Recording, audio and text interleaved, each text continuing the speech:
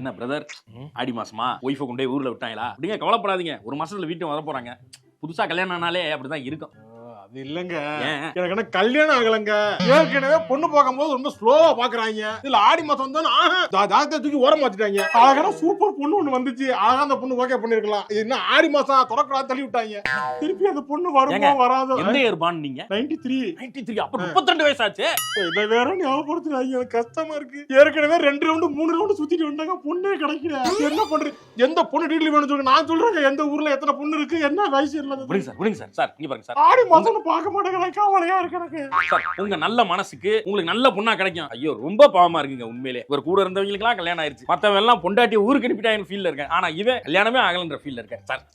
ரொம்ப பாவமா சார். எல்லாம் வந்து இவரை பார்த்து ரொம்ப பாவப்பட்டு போங்க சார். மனசு விட்டுறாதீங்க.